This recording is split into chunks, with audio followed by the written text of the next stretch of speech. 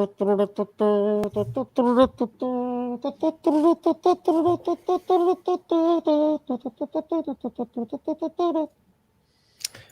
we're live. We are live, not at the Hive. I've been gone for a couple of weeks, I think. Welcome back, Dan. Yeah, welcome back. I'm back. I hope everybody had a great holiday and a semi-sane week back to work, since it's, it's always that first week back. Yeah. Yep. That causes people headache and heartache. For sure. Yeah, people are on holidays, vacation, and they're anxious to get back and get their marketing efforts strong out the door for 2021. So 100. I seriously can't believe it's Friday. This week has been a bit of a blur. But before we jump into the chatter, welcome to episode 162 of Live at the Hive Digital Marketing from the Trenches. Today, we are going to talk about how to create content that resonates with your audience in 2021. We're going to talk about some tools and some techniques. So instead of just creating content for the sake of content, you're actually creating content that your audience will find engaging and useful and will deliver a return for you in all of those efforts. Yeah, absolutely. And we'll be talking about a lot of the first steps that you should be taking throughout 2021 when you are creating your content. So that's a little bit of like keyword research. We'll go through some of the tools that we use for that, why it's important, how to build it out a little bit more. And I think Stacy just dropped. Oh no! So she just dropped. I was just gonna say, let's see if she comes back. Maybe something. Yeah, we'll see if she comes back. That's okay. I closed the browser window myself just a couple of minutes ago by accident. So it's all good. Yeah, go ahead. Why don't we start with some of the what's new while we're waiting for Stace to kind of sort out some of her technical difficulties? Yeah, sure. So let's dive into this. So the first one I want to talk about is the Google local panel health update that they've done. This is just like a quick little update that Google has done for businesses. So when you scroll through, this little GIF kind of explains it for us. It goes through, it's on your Google My Business, a little bit more details, and it kind of shows, what the necessary health measures that those businesses are taking, whether it's online, whether you need to, wear a mask when you go inside, everything like that. So it's just another update that Google has given us to kind of, let businesses give their customers a little bit more information, especially right now during COVID. Absolutely. And here in Ontario, we're on lockdown, and I was trying to search to see what the status was of certain businesses and how they were operating. And unfortunately, almost every single business that I saw had not updated their Google My Business profile. And these are major companies. So I definitely think it would be one of those, things to, if your office is closed, then you should, maybe mark it as closed, but available for pickup or whatever it might be, and use some of those tools that you have available to you. Absolutely. Yeah, I think that's a really good point. A lot of businesses, throughout the pandemic, they might have been, neglecting their Google My Business a little bit, but, Google My Business really does have some really great tools and ways that they can communicate COVID-19 updates to their customers. Welcome back, Stacey. Welcome back. Sorry about that. That's the problem you get when a lot of people have, I suppose. My Wi-Fi just said, no, I don't feel like not today. No, Friday afternoon, forgot about it. And I'm like scrambling. But I'm back. I've got a way overbuilt infrastructure here at my house. So hopefully, cross my fingers now that I say that, my internet's right? It's always the way, right? Always the way. Sure. So before you dropped out, Stacey, we're just doing what's new right now. I was going to say that a big part of this topic today is really in your wheelhouse, in your team's wheelhouse, in terms of how to create content on a regular basis and also how to repurpose it properly so you're not pulling your hair out. Yes. Yeah. A lot of people, we get a lot of clients that might suggest that, can you just start writing some blogs for us? And we like to take more of a strategic approach on how we handle that, because, developing content can be a lot like, having a sticker on something and you can't find that loose edge. So we're going to walk everyone through some tactics that we use pretty much daily here at the Hive to actually make it a lot easier and more effective. And so you're working smarter, not harder. Absolutely. And this is a very important thing before we get back to what's new. Is you can chase your tail when you're trying to create content and become very frustrating. And one of the most important parts about effective content creation for content marketing is a systemic approach. Create those content machines, and it's going to, the change is absolutely incredibly drastic, both not only how to research and find out what your audience is actually looking for, but how do you draft a blog post properly? How do you SEO optimize? I shouldn't have said SEO optimize, because that's search engine optimization. But how do you properly SEO content so it's taking into account 2021 signals on search engines, as opposed to just trying to stuff a whole bunch of stuff into an article to talk for the sake of talking? Yeah, and a lot of the plays that we're going to be discussing, we like to call them plays because it doesn't matter if it's a furniture company or a real estate agent, they all can use this strategy. Hey, so I just sent a shout out to #MarketingTwitter, and welcome aboard, friends. So this is actually, we'll jump all out of order, but let's see if we can capture some of them back again. In things we love, I'm going to roll it. Yep. You got that handy? Yeah, I can do that. I can get the things we love. If you're feeling, I'm feeling, and you know I won't stop. All we got to do is take our love to the top. So we've only got one really interesting thing that has been emergent on Twitter, which has been actually, there's a little bit of irony, but a bunch of marketers created a hashtag called #MarketingTwitter, and it kind of picked up steam. It's the irony behind this is that marketers are, in fact, not all that collaborative when it comes to social media, at least in general. And software developers typically have this notion of a very introverted individual sitting maybe in a dark room, when in fact the opposite is really the reality. They're extremely collaborative at things like GitHub and open source and Twitter. But it's really great to see #MarketingTwitter come out, because it's providing a way for very, smaller accounts and people to connect with peers and ask questions and get advice, right on up to CMOs and corporate brand marketers from Burger King and examples like that. So it's a great hashtag to follow. There's a ton of resources there. The engagement is great, and you can really get a lot out of collaborating and asking questions of other marketers and content marketers and SEOs and all brands, all forms of marketers up there on Twitter. So check out #MarketingTwitter. They've definitely got it all going on. Absolutely. Awesome. Cool.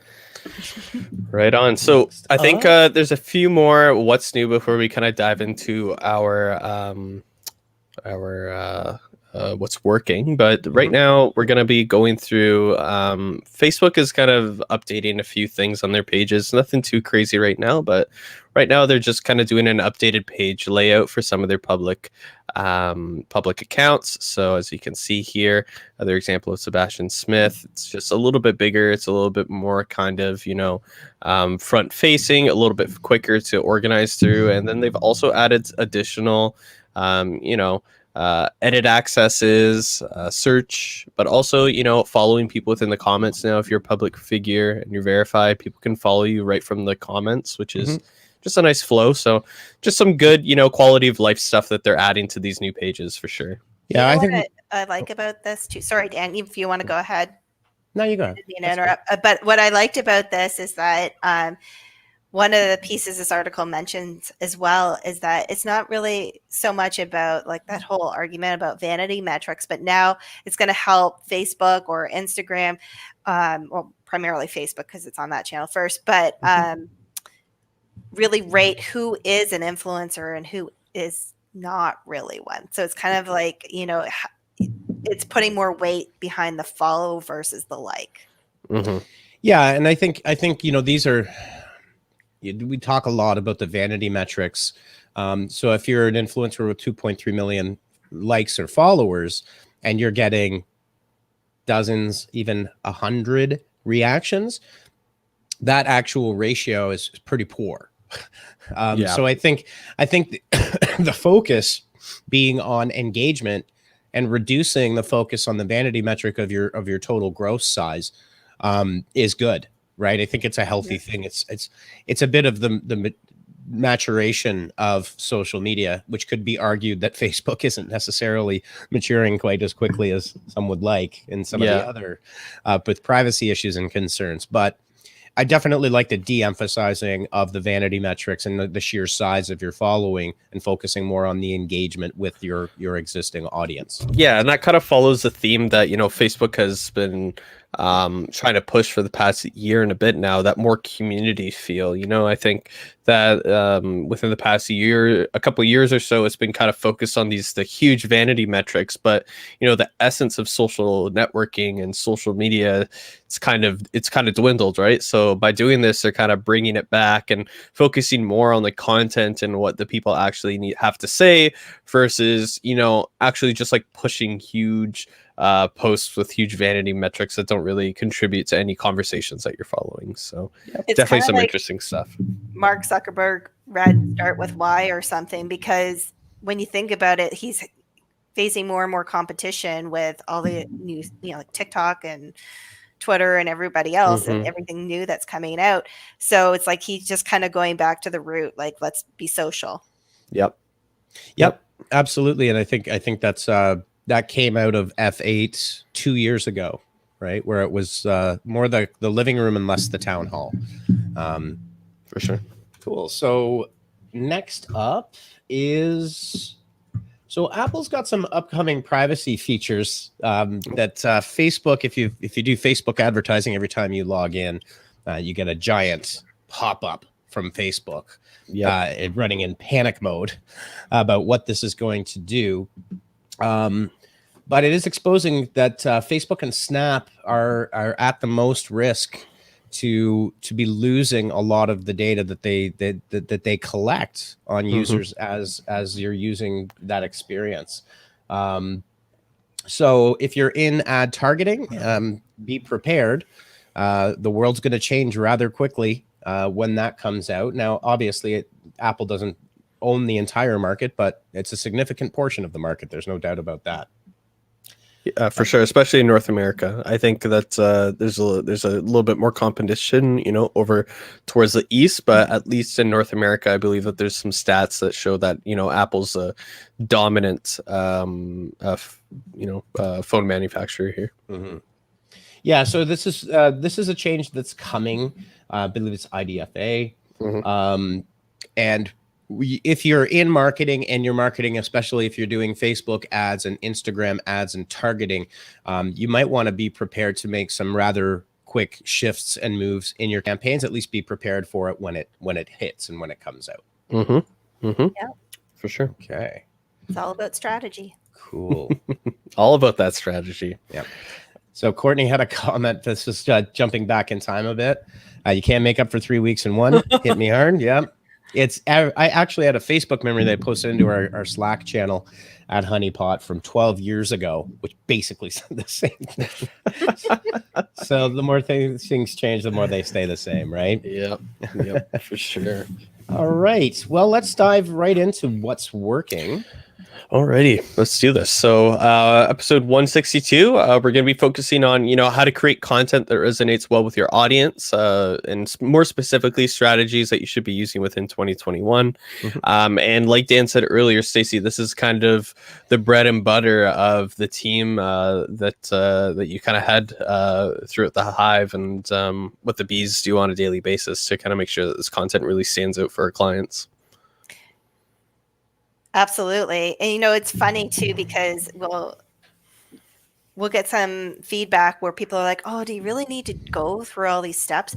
But each and every piece of the process will make your life so much easier in the long run.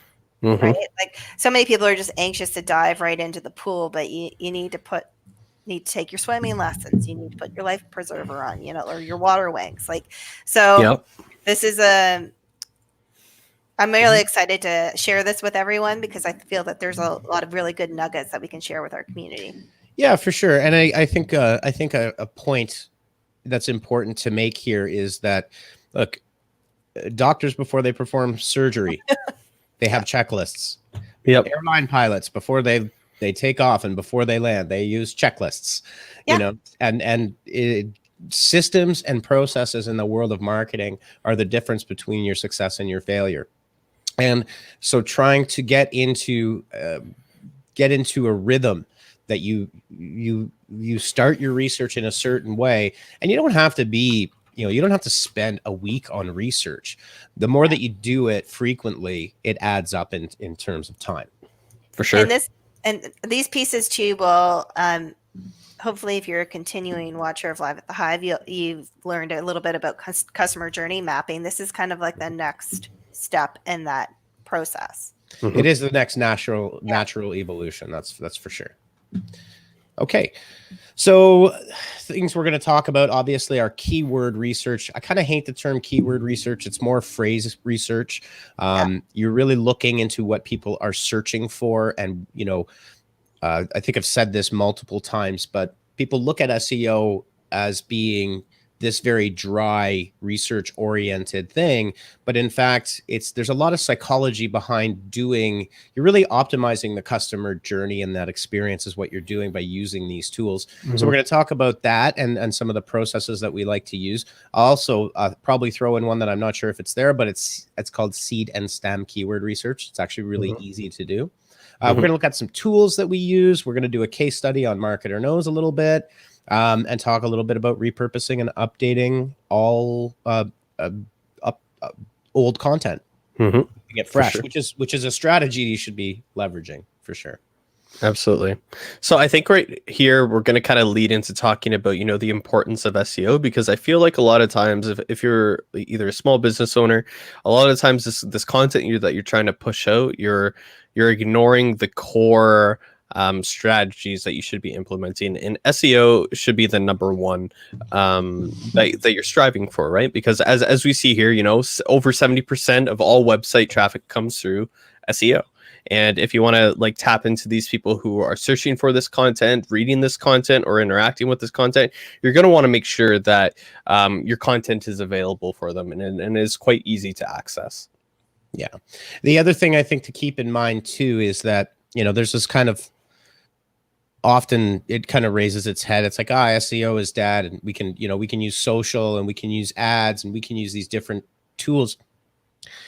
I think search is not just the main search engine anymore, right? There's Google Discovery for mobile devices. There's actually a really great Google Discovery case study that I'll dig up, where a massive amount of traffic for one site was done strictly through Google Discover, which is on the Google app for Android. You've got image searches, you've got news searches, you've got all sorts of different types of, that's a multifaceted diamond when we talk about search these days. But one word of warning is always keep your traffic sources diversified, right? It's like having a diversified portfolio and investments. If you have all your eggs into one basket, whether it's Google or, some major influencers will have Instagram or Facebook being their number one traffic source into their website. You want to make sure that you've got that balance there. Yeah, I think too, as business owners, we get very, we're almost too close to our product. So we think we have a glass. We want to sell this glass. It's a blue glass. It's great. Awesome. But looking up intent on why someone would need the glass is going to produce better results.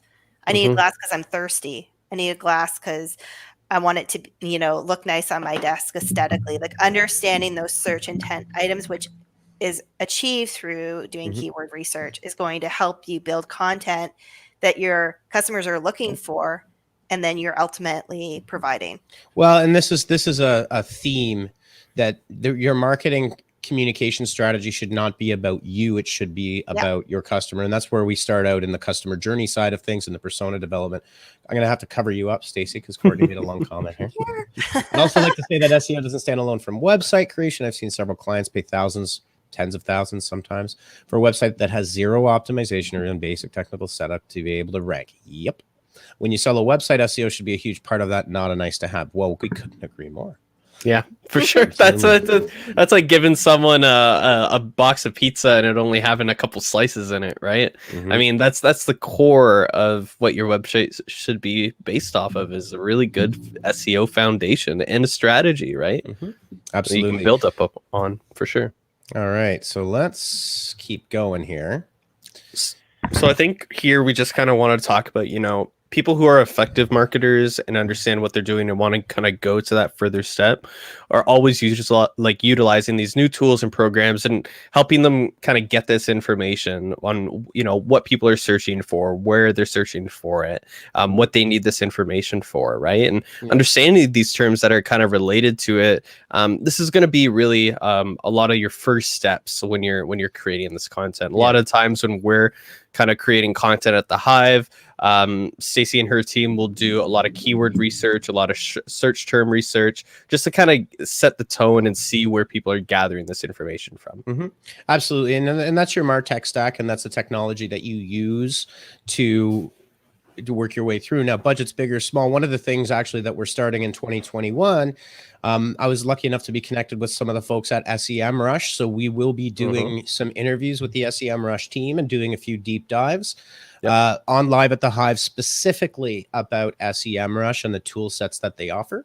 So that's going to be fun. So let's keep going. So we can kind of going through now. We're kind of getting into this keyword research, right? So what's this oh my God, I can't speak today. What does keyword research mean for you? How is it going to help your content get to the next step? And one of the tools that we use, and like Dan just said, SEMRush. SEMRush is one of the top tools that we use at the Hive, as well as other marketers use to kind of create this content that packs a big punch. It does. It's a huge platform. They've grown exponentially. It's really, it's SEMRush, apparently, according to them. There was a big debate over the holidays on that. So I'm not going there. It's SEM to me. It always will be. But there are other tools you can use. Ahrefs is a very capable tool. It's an awesome tool as well. For the more technically minded, it's a little bit more on-site technical, like Screaming Frog, SEO Spider. And let's see here. Just want to show a few here. I can get... I'll share my screen maybe quickly. Yeah, go ahead. Keep it organic. Let's go. Courtney says, awesome. Yes, looking forward to it. Me too. Window or screen to share. Okay. Let's see. They're asking me new stuff. Yes, I will. What is going on? It's always the ad block for me. They're always telling me to, Matt, turn off your ad block for us. It's like, okay. There we go. There we go. So as you can see here, this is a little bit of a view of Honeypot Marketing, but the tools that exist in here are pretty substantial. There's a lot going on. Yeah, and it can be pretty overwhelming. But when you first dive in there, because you're like, whoa, where do I look? But the good thing with SEM, whatever, Rush, is that they have a great like video tutorials that you can take that can walk you right through the process and make it really easy. Yep, absolutely. The Keyword Magic tool, Organic Traffic Insights are all extremely, backlink analytics and backlink audit are all extremely useful for you during this this content creation process that you'll be diving into. Okay, let's see here.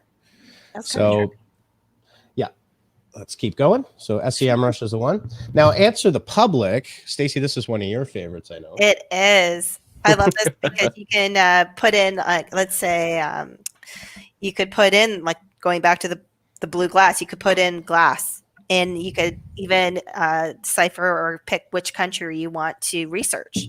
And from that, it will actually lay out this beautiful, this is only half the circle, but it's actually a full circle. And it will lay out what people are actually searching for, the how, the whole 5 W's, who, what, when, why, I can't say right now, but anyway, with the dark green, and it'll show you exactly what is most popular and what people are kind of sort of looking for. And I love this because it gives you like almost like question queries that you can use to build blog content, social content. Yeah. When I go through this kind of process, definitely Answer the Public is one of the first places that I go. I find that whenever I put either a term in or anything that I kind of want to look at a little bit more in depth, this just like quick fires ideas in my mind, just going through blog posts, videos, everything, right? Definitely recommend this one. Yeah, well, the thing is here is that Answer the Public sources from several different sources to pull this together. For anybody creating content, and you may have a smaller site and say, look, whether it's if you're trying to rank, for example, for, I don't know, home inspections, because you're a home inspector. Yeah. If you were to Google home inspection and you see major sites and you see Wikipedia pages and you see government pages, that's a cue that you're not going to be able to rank, because the domain authority that you've got cannot stand up against those other large, especially governmental sites and big corporations. But question-based searches are the number one way for what we call a gap analysis, where you can research your competition site and find out what people are actually looking for. The beauty of using Answer the Public and pulling that up is that you will find really good opportunities to get people visiting your site that have a very high level of search intent. So from a content creation perspective, think about a few things in 2021. Create a glossary of terms for industry terms. I've actually seen, there's a great site, it's a terrible site, but like design-wise, it's very simple. But this fellow was a tiler, and he would just answer questions. He had people email him questions, and he had this massive page of question and answers, like real questions from people about how they tile. And he just kept, every Friday he would add it to his page. It was a massive page, and the guy ranked like crazy for these tiling terms. And basically I ended up talking to him. He said 80% of his business comes through inbound searches like that. Right. That's awesome. Absolutely. He could use it for rich snippets too in SERP. And then you can also use it to repurpose maybe some of your older content. Maybe you have an article that you published, I don't know, 2 years ago, and you use Answer the Public, and you realize a lot of people are actually looking for that information. You could go back and refresh that evergreen content, re-optimize it, so that way you can offer what people are looking for. Totally. So we got to pick up the pace a little bit here. The next tool that you can use is obviously Google Search and Google Trends. Google Trends will give you a really good. Oh, no, my Google Assistant just turned on, obviously, because I said just conveniently. But yeah, those are some of the tools there. The keyword magic tool in SEMRush, Answer the Public, and Google Search and Google Trends. So in terms of Google Search, what it can show you is something like this. And I'll just share my screen quickly. Move you over there. Okay, so if I just do a search for digital marketing, I scroll down to the bottom here. See these related searches? These are the Google, you're making it harder and harder to do these things. There we go. You can copy it. You can open up a text document. These are called the stems. This is what Google sees as highly related to the term digital marketing, right? So this is good because digital marketing course is highly related to digital marketing. Fun. Wow. Just do this. My favorite text editor. Okay, so I'll just paste a bunch of these. And I'm interested actually in selling digital marketing courses. So let's see. Then I go down. And I copy. It's even more. Yep. And I keep doing this. Oops. Aha, free. There you go. That seems to be a good one. Aha. So people are actually interested in digital marketing courses that also have certificates and that are free. Oh, I have to go back one. Just do this quickly.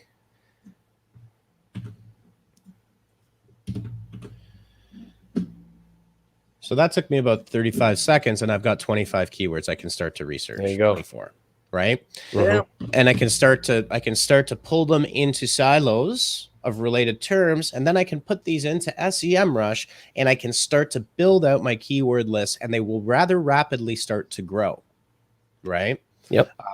So that using Google search itself, if you've got a limited budget, you've got a very powerful tool sitting right in front of you called Google. Yeah. Who would have thought, right?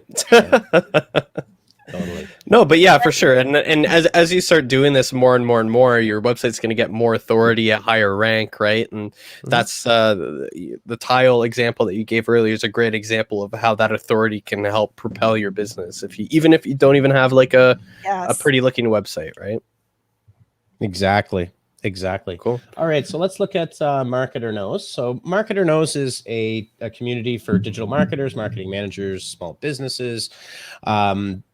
It's a free to join community with what we call roadmaps and also classes.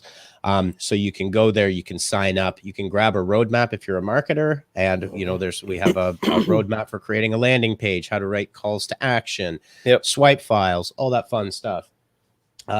So our target market. So we'll go to the next. So Ben, okay, Stacey, I think you want to go through this one. Yeah, sure. Basically, for the purpose of this case study, we wanted to create a persona of Ben, who is actually the marketing director at Marketer Knows. And he has built brand personas, and now he's ready to go the next step to start doing his keyword research. So he needs to understand before he gets into his content development what his customers are actually searching for, what's going to resonate with his audience. So now we go into the next step. So Ben will open a project in SEMrush for Marketer Knows. And with the power of SEMrush, he'll be able to get visibility on what areas of opportunity may arise within the Marketer Knows website, and also gather data over time. It also provides you with competitor information, so you can see what keywords your competitors are ranking for versus yourself, and how maybe you can optimize your content to beat your competitors, so on and so forth. All right. So once he gets started, he will start using the keyword magic tool and using some of the terms that Dan just pulled that everyone saw. He will start to do his research. His objective here is to not ultimately go with the top ranking keywords that are going to come up listed. He's going to look for keywords that have a good keyword difficulty rate. So in and around, like low 70s, mid 60s, and also a good search volume. And that will actually help him determine or use those keywords for building content, because those keywords are so popular that when you have to, what's the word, Dan? When you have to bid or use them, like you're not competing against a McDonald's, for instance. Let's say he makes hamburgers, you're competing against, I don't know. Well, sites of similar size and sites of authority. Similar size, right? And so we can go on to the next slide. I think the other thing I want to add to this, is Google ranks pages, not domains. Yes. Say it with me. Google ranks pages, not domains. Every page that Google indexes can have its own authority. So your pages that you will see, and this is one of the things about repurposing old content, is you can go back to your Google Analytics, slide it back to 18 months, filter out your well, maybe don't filter out your website pages, but look at all of your content and see which ones are your most popular. So for example, on honeypotmarketing.com, one of our most popular blog posts is a thanks tips on how to create a direct link for a Google review, and how to use the Facebook debugger to refresh open graph preview images, right? Now, are those directly related to us in client acquisition? No, not really. But it certainly shows that we have a domain scope, that we know what we're doing, right? Sure. And people see that, and those things have resulted a lot like Live at the Hive. You know, what's the purpose? It's to create content as if we're a media company. Right? Yeah, and it supports search intent, right? So people are looking for that information, and we're the ones to provide them with the answers or the solution. Right. Yeah. And one of the things with digital marketing in general is a lot of people have really great ideas, but execution is a whole other thing. And it's challenging. I mean, Stacey, you've been involved this week with some of the more technical things that we've done. I personally cleaned, scrubbed, and moved a site in like 3 hours, just I think on the 28th of December, because a client's site got hacked. And so, you know, having that from the perspective of Marketer Knows or Honeypot Marketing, the idea is like, we know you've got great ideas, but you need a team that can help you actually execute that and do content distribution, for example, right? So let's keep going. Hopefully we'll make it through here. Yep, we're crunching it, but this one just kind of talks about, you know, the keyword difficulty index, and you know, this is an index between 1 to 100% that kind of shows how difficult it would be to outrank some of these keywords, right? So, you know, some keywords like organic traffic, that's a pretty big keyword, right? There's a keyword difficulty of 71%. And, you know, as small businesses and marketers, sometimes we need to be realistic about how we're going to be tackling these keyword searches, right? It might be better to kind of go for some terms that are a little bit lower on the keyword difficulty index and create multiple pieces of content for that versus just going for the big one, right? Well, keep in mind too that the KD, one, it's an estimate, but the second thing that's important is it doesn't mean that the keyword is more valuable than another keyword. It means that the competition is higher, more difficult. Now that typically works, but the one thing I did want to throw in here before we move on from the keyword difficulty and how you do keyword research is understand that Google and Bing and DuckDuckGo and all of these search engines, they have a grammar and a lexicon, what would be known as semantics, right? So if you had a question-based keyword that says it gets 100 searches a month, keep in mind that gets combined with all of the variations of that potential question. So they add up very quickly. So it's not like you would say, you know, one specific term, right? How do I launch a digital marketing campaign, right?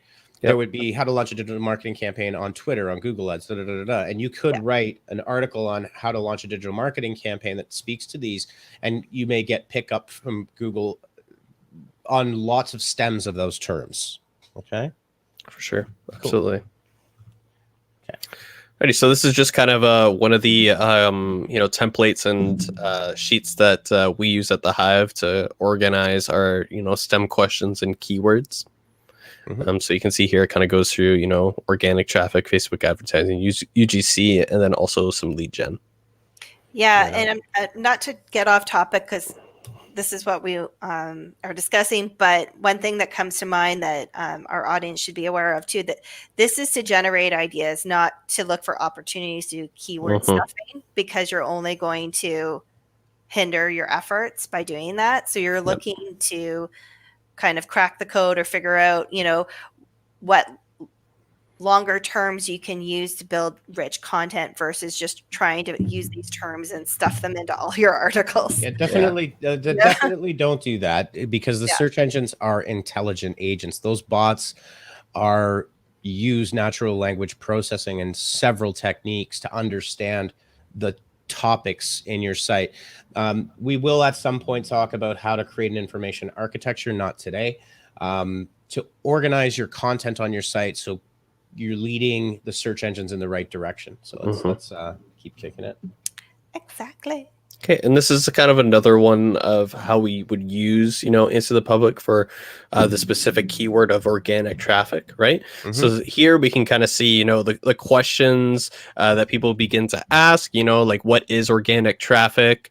Why is organic traffic important? How it works, etc. So these are some really good techniques to kind of search for any questions, you know, comparisons, or any other related topics that people are looking for, and you can structure your content around that. Yeah, I think the important thing is for a lot of businesses, the question style searches will deliver you the highest level of intent when you have got someone visiting your site through those question-based searches.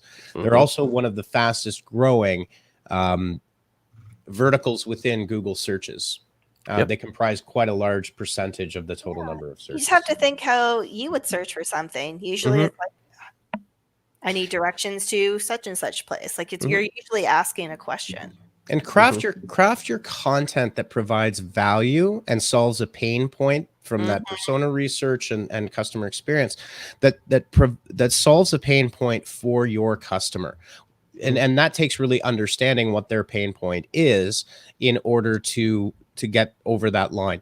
Don't just create content based on topic and subject matter that may be related if you're not 100% sure it's not solving a pain point for your customer. Yep. Absolutely. Next, before we move on here, lastly, Reddit's a really good tool to use too. People naturally ask a lot of questions on Reddit.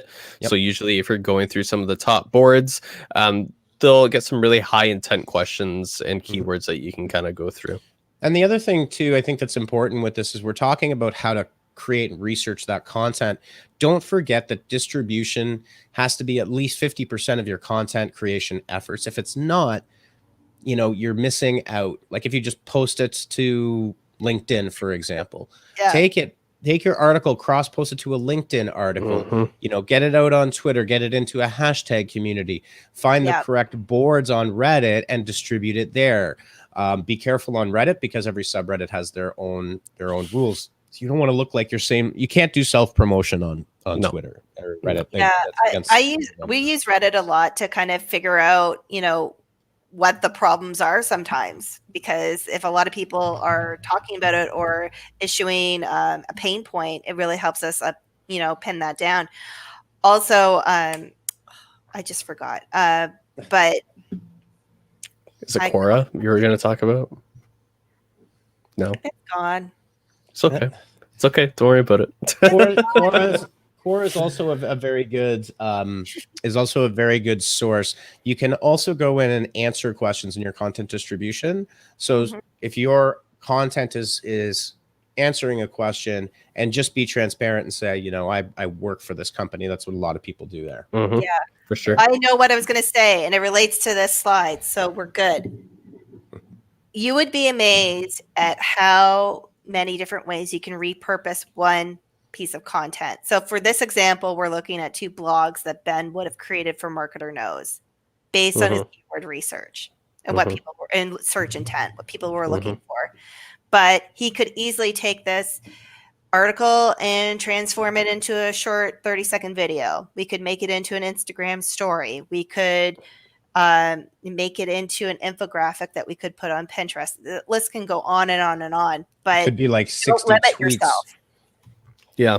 It could be several tweets with a link back and a nugget from each, right? The important thing here, do you have our content machine visual? This is actually pretty relevant now. Let me just see if I can pull it up on Lucidchart. It's cool. All right. So keep going there and I'll jump back. Yep. Yeah, for sure. So as soon as I pull it up. Next, we'll kind of have some blog examples on, where the blog lands in the SERPs. So first one here, we can kind of see 20 ways to increase organic traffic. Marketer Knows is at the top here, and it kind of gives a quick little, snippet of what's inside the blog, right? And this is obviously what people like to see when they're searching for these terms. And this is what we're striving for as marketers, to have these snippets here and to get the, a high rank, but also to, we talk about the real estate on Google for, SERPs and snippets. So this is a really good example. I like how they included this. It's great to be on that first page, but if you can be on that first page with a snippet, your goal, because when you just think of when you've last Googled something, you're more likely, you'll probably ignore the ads, but you'll click on the one that has the snippet because it's actually providing you a little preview of the article. It's a more of an opportunity to hook the user I think Ben's got some SEO work to do on those page 4 ranking them. Well, it's still all in good time. All in. It's a big project we work. Yep. Let's keep going. Okay. So just kind of rounding up some keyword research, Ben put in some extra time throughout this case study to kind of understand what the audience really wanted. And then he also kind of created content that would cater to their needs, which is extremely important. And to remember always, especially throughout 2021, it's all about the quality of your content versus the quantity, right? So maybe, and we preach this a lot, but it's so effective and it's so easy to do that a lot of people should start doing it, is just going over your old content from previous years, high ranking content, and repurposing that content, updating it up to 2021 standards, maybe doing a little bit more keyword research on top of it, and really catering to that content, making sure that the quality is really there. Yeah. So that's actually the next section. So you can jump over to slide 23. Yep. So yeah, find your evergreen content. Freshness is an indicator for Google. There's also, if you're using WordPress, there's a simple plugin called the last updated plugin. So you have your original published date plus last updated, having it listed there. And even featuring in a block a note about the last update and when it was done, as opposed to what I would suggest is you may have say a technical how-to, right, from 3 years ago. But the interfaces have changed. They look different now, right? They're not the same layout. They're not the same design. Don't go and create a new piece of content. Go back and take your old content, update it, and you're going to take advantage of the authority that it's already built in. And it's a very easy way to take a workload off, right? Yeah, I was just going to say, and best of all, you're going to save time. It's a simple fix. It's a simple update, a simple way to optimize that. And we should maybe just quickly say evergreen content is not an evergreen tree. It is something that is standalone that provides valuable information that will stand the test of time. Just with a few tweaks and you're gold.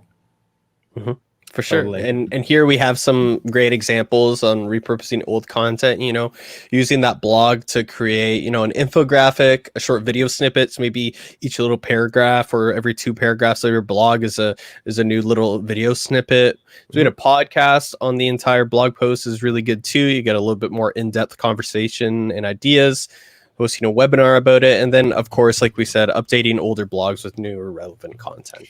And another interesting thing you can do with evergreen content is you can go back and look at it. And maybe since you've had some space, you'll see another little snippet or offshoot on how you can grow additional content to support that, right? So it's a bit of a two-way street. I mean, I think that one slide said you could create a podcast from blog content, which you certainly could do. If you throw up my screen for a second here, Matt. This is the visual that I like to turn to for these types of things, and we use it with clients and all sorts of places. Is you can spend a good portion of your time down here with your podcast, your webinars, your video, your live stream, your white papers, your case studies, right? Yep. Create one piece of valuable content per month. Then you can take it and you can turn it into all of these things. And as they go down to short form, you have a much higher frequency, but you're pulling your content from down here at the foundation of your content creation, which will allow you to focus on truly quality content, as opposed to starting up here where I'm writing one blog post, right? Yep. Whereas, I mean, if we took the transcripts from every single one of these live at the Hives and cleaned them all up, we'd have 162 blog posts that all have one topic, right? Yeah, for sure. But in the same way, we take the live stream and we repurpose it into the podcast. So there's lots of ways that you can do this, but this is a really important structure to maintain your own sanity. Absolutely. Content creation. Yep. Cool. Okay.